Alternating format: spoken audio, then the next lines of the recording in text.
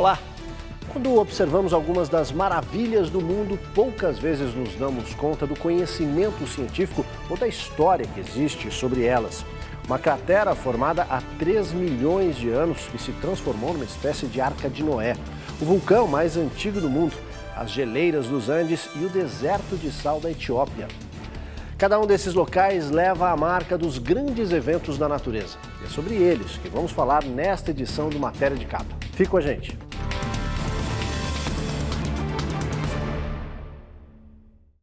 Para quem observa hoje essa cratera de um antigo vulcão na Tanzânia, é difícil imaginar o que aconteceu lá há 3 milhões de anos. Essa paisagem tranquila já foi parte de uma imensa bola de fogo que consumia tudo que estava ao redor.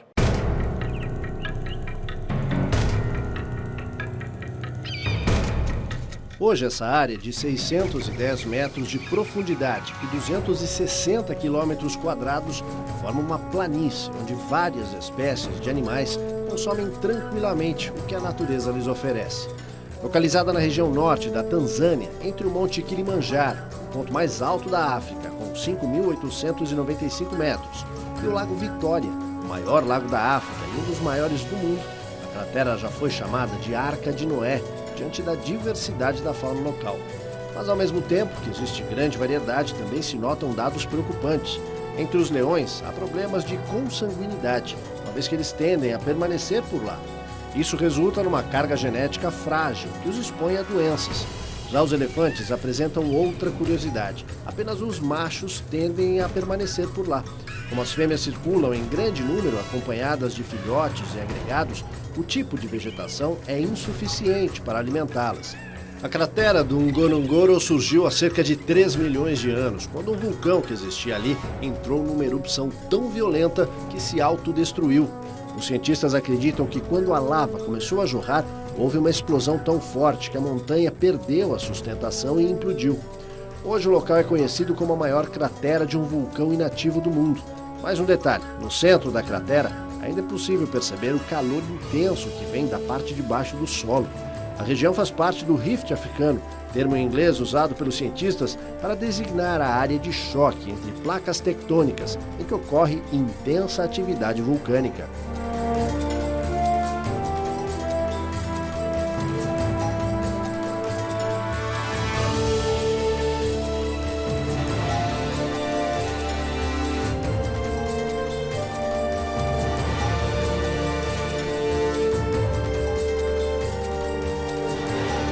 Vulcões aparecem e desaparecem da face da Terra de uma maneira muito natural por conta, obviamente, do movimento das placas tectônicas. Muito bem. Quando você tem algum momento em que haja uma rachadura ou encontro de placas, esse ponto quente faz com que a lava do vulcão venha à superfície. Só que aí eu não consigo falar do tempo. Quanto tempo um vulcão fica em erupção? Não se tem como dizer. Então, no caso você tem a erupção vulcânica. Só que as placas continuam se movimentando. O ponto quente some do momento de ação de encontro com a superfície e ele para de ejetar lava do vulcão. Nesse caso, o vulcão fica extinto. Então a gente tem a natural visão de que todo vulcão é uma montanha. Não, ele começou na superfície, aí formou-se o cone vulcânico. Muito bem. Aí você tem a erupção vulcânica, elevação. Movimentou a placa, ele entra em extinção. Então você tem aí um vulcão extinto. Geralmente as crateras ficam preservadas, porque estão a uma altitude muito grande, e aí você tem aí nenhum evento que faça com que ela se modifique. Pode se formar um lago de água natural de chuva, pode ser autossuficiente para gerar uma temperatura e ter neve, então você tem muitos vulcões extintos que fazem com que a neve fique acumulada no seu cume. E no caso desse vulcão, você tem uma cratera enorme e aquele vão onde você tem, às vezes, vegetação crescendo por conta das sementes que voam e chegam até lá. O vulcão mais ativo do mundo, o Kilauea, no Havaí, está em permanente erupção há 3 décadas. Mais de 2 milhões de pessoas passam por lá a cada ano para ver a cratera de perto. A atual erupção do Kilauea começou em 1983, e já se tornou uma das mais longas registradas na história. A cada dia, esse vulcão despeja 500 mil metros cúbicos de lava. Essa quantidade seria suficiente para pavimentar 32 quilômetros de estrada diariamente. Desde a metade do século XIX, mais exatamente por volta de 1840, o Kilauea passou a atrair visitantes por conta de suas frequentes erupções. Só nos últimos 30 anos, a lava despejada no mar já permitiu a ampliação da ilha onde ele se encontra, no Parque Nacional do Havaí, em mais de 120 quilômetros quadrados. Apesar da intensa atividade, 7 povoados estão localizados num raio de 20 quilômetros de distância do vulcão. E os moradores acreditam que estão seguros, porque a cratera que despeja a lava está voltada para o mar. Pelo menos nas recentes erupções, já que em 1990, um vilarejo inteiro de pescadores foi encoberto após a retirada dos moradores. A queda de toneladas de lama incandescente nas águas em torno da ilha forma um berço de rocha que, ao se resfriar, passa a atrair uma impressionante fauna local, formada por peixes e outras espécies habituadas às águas mornas. O mais ativo dos 5 vulcões existentes no arquipélago do Havaí, o Kilauea, começou a ser formado há cerca de 2.800 anos. As montanhas são consideradas sagradas pela mitologia havaiana e a cratera do Kilauea é onde mora Pele, a deusa do fogo, de acordo com a crença local.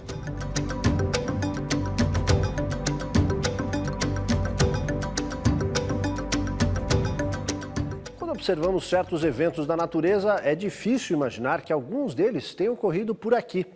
O Brasil já teve vulcões? No Brasil, a gente já teve vulcão em erupção, mas há milhões de anos atrás, no momento em que a África e a América do Sul eram um continente só.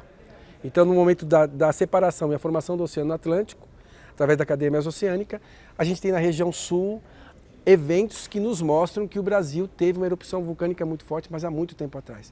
Vai ter vulcão de novo no Brasil? Não. A gente não tem nenhum ponto quente, a gente não tem nenhum vulcão, porque nós estamos no meio da placa sul-americana, e a gente não tem nenhum evento que nos faça crer que essas erupções voltem a acontecer. Então o Brasil está livre desse fenômeno, pelo menos pelo que nós entendemos e estudamos geologicamente no Brasil. Onde é que você pode ver isso, né? Então, geralmente a lava do vulcão, ela intemperizando, vindo à superfície, os minerais se desfazem através da ação de água, gelo, e aí geram com isso um solo extremamente fértil, né?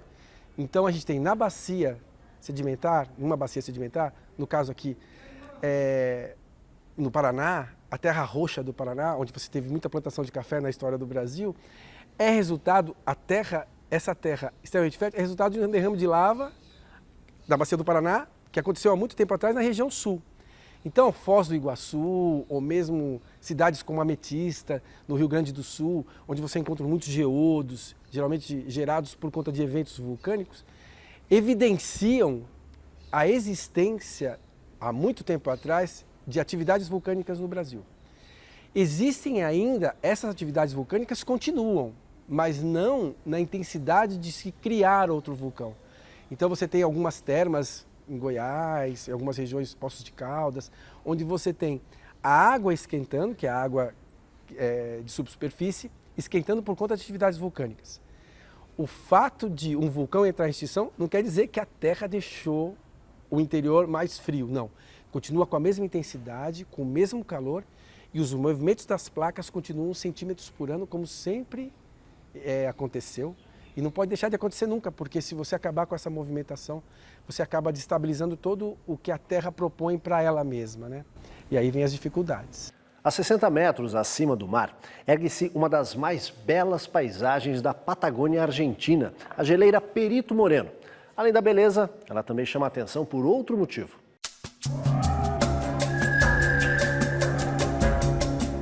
Um fenômeno diferente daquele que é visto em outras geleiras ao redor do mundo acontece em Perito Moreno. Ao invés do degelo por conta do aquecimento global, um evento natural ganha destaque lá. A geleira aumenta e diminui seu tamanho em ciclos. A massa de gelo avança continuamente pelo lago, provocando acúmulo, ruptura e, por fim, o desprendimento de gigantescos blocos de gelo.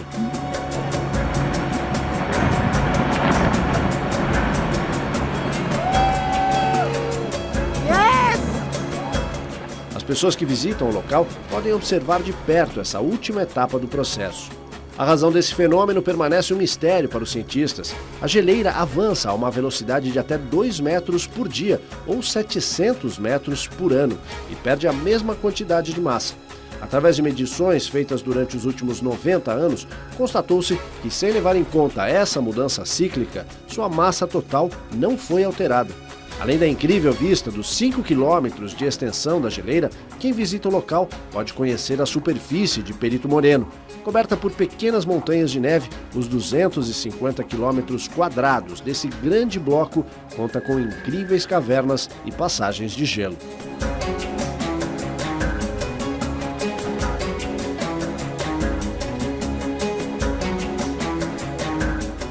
No coração da África, na fronteira entre a Zâmbia e o Zimbábue, ergue-se a mais impressionante coluna de água do mundo, a mais extensa queda d'água do planeta, as Cataratas Vitória.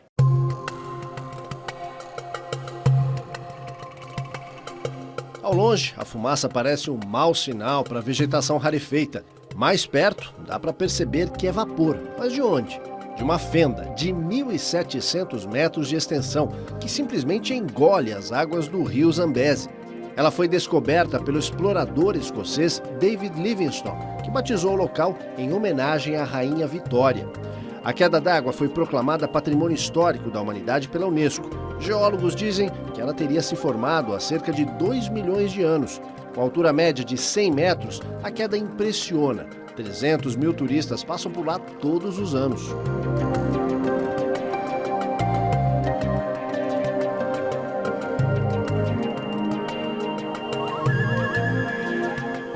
Imagine um lugar que reúna clima tropical, florestas e o mar incrivelmente azul do Caribe. Junte a isso uma das maiores barreiras de corais do planeta. Estamos falando de Belize, um pequeno país da América Central.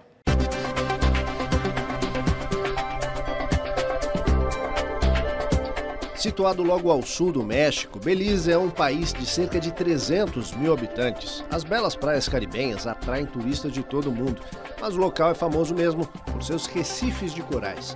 Belize é o lar da segunda barreira de corais mais longa do mundo, com 310 metros de largura e 125 metros de profundidade. O Grande Buraco Azul, como é chamado, é um paraíso para mergulhadores em busca de água cristalina que esconde tesouros em suas profundezas. Quando se formou, há milhares de anos, não estava debaixo d'água. Cientistas sabem disso porque existem estalactites no interior do buraco, que só podem ser formadas em locais secos. E se por um lado mergulhar na região é uma experiência inesquecível, do alto a vista é ainda mais espetacular.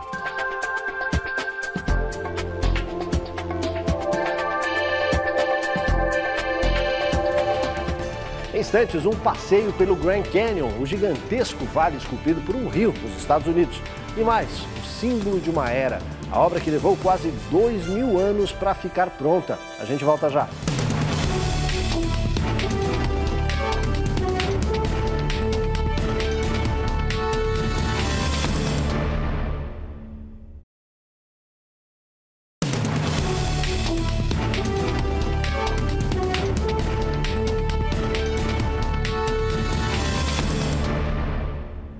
Há cerca de 20 milhões de anos, a Terra teve um dos últimos grandes movimentos de placas tectônicas, o deslocamento de partes da crosta terrestre. Hoje, em menor escala, eles provocam terremotos, mas naquela época ajudaram a desenhar os continentes na forma como os conhecemos hoje.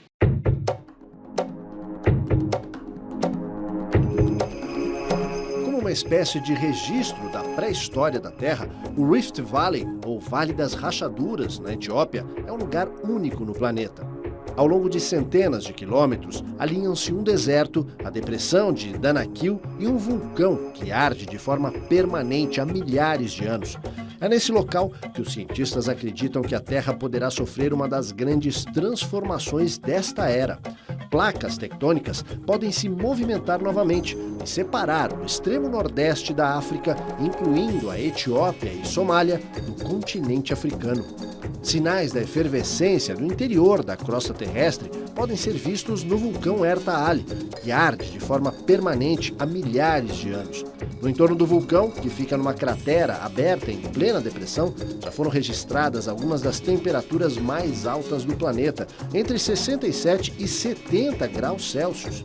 Não muito longe dali, a um dia de viagem de camelos e jipes, fica uma região de lagos de água potável e com uma rica fauna e flora. A meio caminho fica o deserto de sal, uma região extremamente inóspita, de onde os integrantes da tribo dos Afares tiram o seu sustento. Eles transportam os blocos de sal em camelos para vender a intermediários que aguardam em locais mais amenos.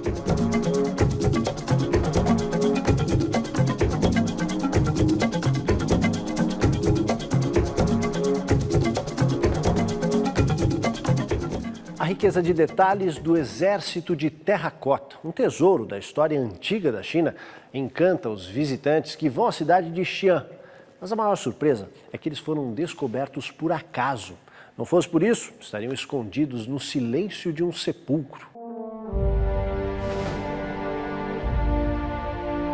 No total, são mais de 8.000 soldados, 670 cavalos e 130 carruagens moldados por artesãos por volta do ano 200 a.C., na dinastia Qin. De acordo com a crença da época, esse enorme exército seria encarregado de proteger o imperador Qin Shi Huang após sua morte. Daí o fato de terem sido escondidos debaixo da terra. A descoberta se deu por acaso em 1974, quando agricultores cavavam um poço para tirar água nas proximidades da montanha onde fica o mausoléu do primeiro imperador da dinastia Qin, na cidade de Xi'an. As escavações para resgatar o tesouro arqueológico se estenderam por décadas, diante da fragilidade do material. Terracota significa terra aquecida, em fornos com temperatura não muito alta. Depois de aquecidas, as figuras de barro eram cobertas com uma camada de laca para garantir a preservação.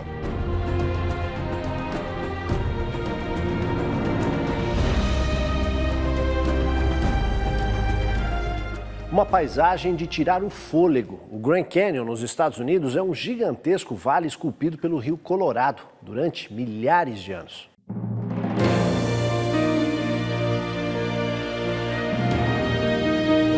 São 446 quilômetros de extensão, 30 quilômetros de largura e 1,5 km de profundidade. Patrimônio mundial, abrange mais de 1.200.000 hectares. Situa-se no Planalto do Colorado, no noroeste do Arizona. As cores fortes e formações geológicas únicas, causadas pela erosão, constituem a marca inconfundível do local. A região teve a primeira proteção federal em 1893, como reserva florestal, e mais tarde como monumento dos Estados Unidos. No entanto, só conseguiu o status de Parque Nacional em 1919. Hoje, o Grand Canyon National Park recebe cerca de 5 milhões de visitantes por ano. Além de turistas, o lugar atrai também cientistas e paleontólogos. Através de uma pesquisa intensiva que abrange 5% do território do parque, foram recuperadas mais de 4.300 peças arqueológicas, entre elas artefatos humanos de 12.000 anos de idade. O Grand Canyon é uma das paisagens geológicas mais estudadas do mundo. Ele oferece registros históricos das diversas eras geológicas que definiram a formação do planeta. Além disso, o parque contém vários ecossistemas importantes. É o lar de muitas espécies raras, algumas encontradas apenas no Grand Canyon. Uma grande diversidade biológica que conta com mais de 2.000 espécies.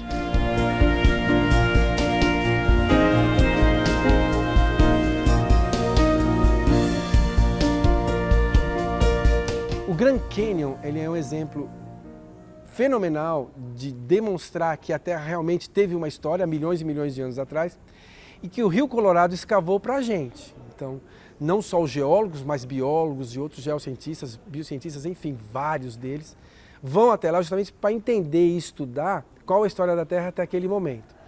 Então, com a escavação natural do Rio Colorado, ele expôs na superfície várias camadas de rochas sedimentares, enfim, e através da análise dessas camadas, a gente consegue saber o que foi que aconteceu há milhares e milhares e milhões de anos atrás. Então, assim, a camada mais antiga, mais próxima da superfície do rio, a mais profunda é a mais antiga. A mais a superfície é a mais recente. Se eu consigo entender o que aconteceu na mais antiga, eu vou fazendo uma escala de tempo geológico e através dessa escala eu consigo entender o que foi que aconteceu. Se nesse estudo eu consigo encontrar fósseis, restos de outros animais, ou mesmo o que nós chamamos de hipomarcos, ou seja, marcas de ondas, ou eu consigo dizer, naquele tempo o Rio Colorado era mais caudaloso, ou existia um lago de determinada profundidade, ou existiam animais marinhos ou animais de água doce. Então, dependendo do que a rocha me trouxer, ou a própria superfície me contar, através da observação, eu consigo datar isso tudo.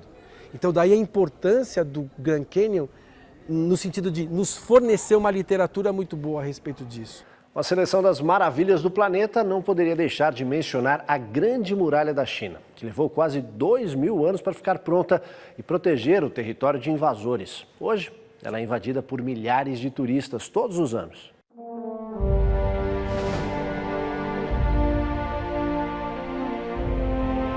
O objetivo era proteger o território dos ataques dos povos do norte. A construção dos muros começou aos poucos e durou 1.900 anos. Só quando o imperador Qin Shi Huang resolveu transformar 7 reinos num país, 200 anos antes de Cristo, é que a muralha começou a ser unificada e deixou a ter intervalos ao longo do terreno. Por séculos, os operários da obra eram recrutados entre camponeses ameaçados de perder terras e plantações caso não trabalhassem. Uma argamassa de barro e arroz dava liga aos tijolos queimados a 1150 graus em fornos desenvolvidos pela dinastia Ming. Uma estrutura militar, a muralha foi planejada para abrigar tropas e mantimentos. As torres eram dispostas para que de uma fosse possível visualizar os sinais da outra, que eram feitos com fumaça de esterco queimado. No século XVII, com a expansão chinesa para o norte, na dinastia Qing, a fortificação perdeu sentido e foi abandonada. Com uma altura média de 7 metros, ela se estendeu por mais de 21.000 quilômetros, contando trechos que já ruíram. Hoje, com 8.000 quilômetros ainda de pé, a muralha é um símbolo do poderio chinês ao longo da história.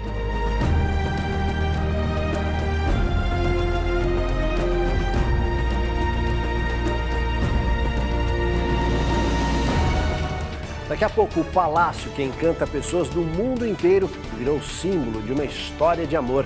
E ainda, os tesouros escondidos nos 1000 cômodos do lar de 9 gerações de Dalai Lamas, líderes espirituais dos tibetanos. A gente volta já.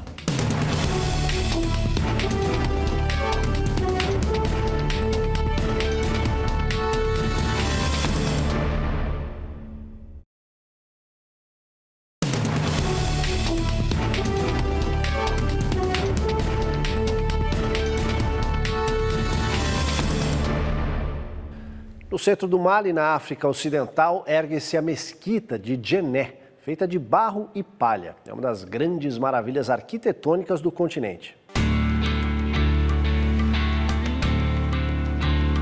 A paisagem é monocromática.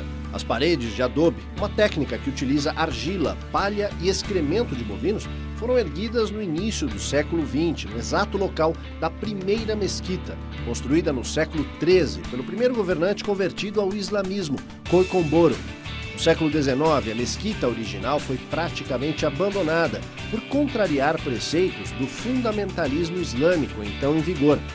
Em 1907, surgiu a atual Grande Mesquita de Djenné. O clima seco favorece a preservação, mas a época das chuvas é um desafio anual para os anciãos, que supervisionam o trabalho dos mais jovens na cobertura das paredes com lama, para evitar que as tempestades transformem de novo em barro um símbolo da história.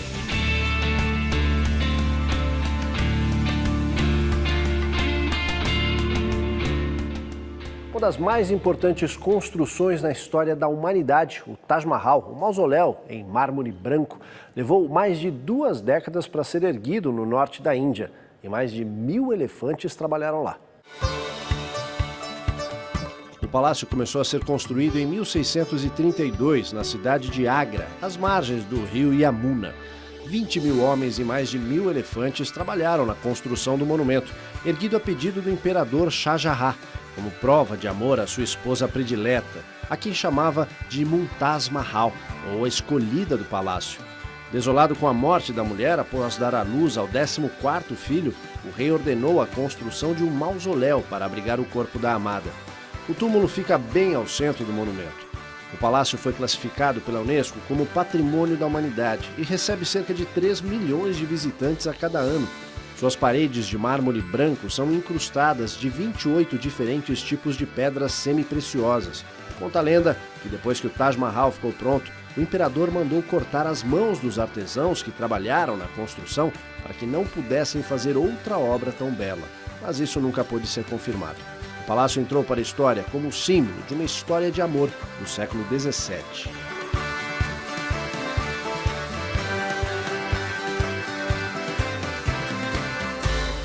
Localizado no alto das montanhas da cidade de Lhasa, antiga capital do Tibete, o Palácio Potala é considerado uma das grandes maravilhas da arquitetura. O local é referência também por sua importância histórica. Foi o lar de 9 gerações de Dalai Lamas, líderes espirituais dos tibetanos.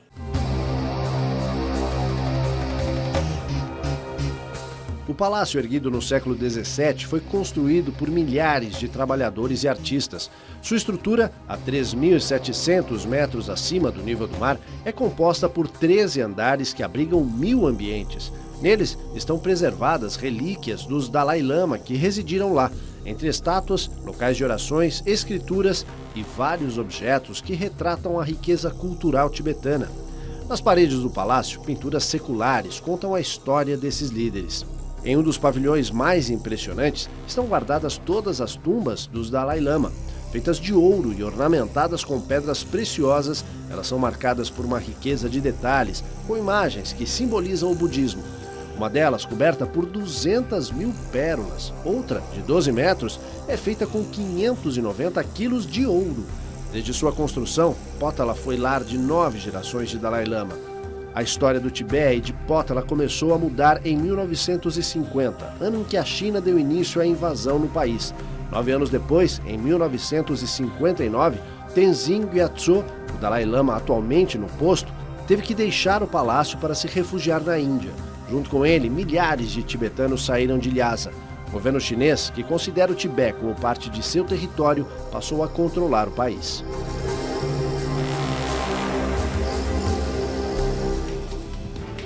Poucas tarefas são tão desafiadoras para os cientistas como desvendar os segredos do planeta, sua origem e formação. Ao mesmo tempo, a transmissão desse conhecimento para um público cada vez mais amplo pela televisão e outros meios também faz parte desse trabalho. Daí a importância de livros como o que tomamos como base para a realização desse programa, The World's Great Wonders, ou As Grandes Maravilhas do Mundo, publicado pela editora de guias turísticos Lonely Planet, da Inglaterra. Ainda não foi lançado no Brasil, mas vale a pena esperar. A Tela de Capa fica por aqui, voltamos no próximo domingo às 7 da noite. Uma boa noite para você e até lá.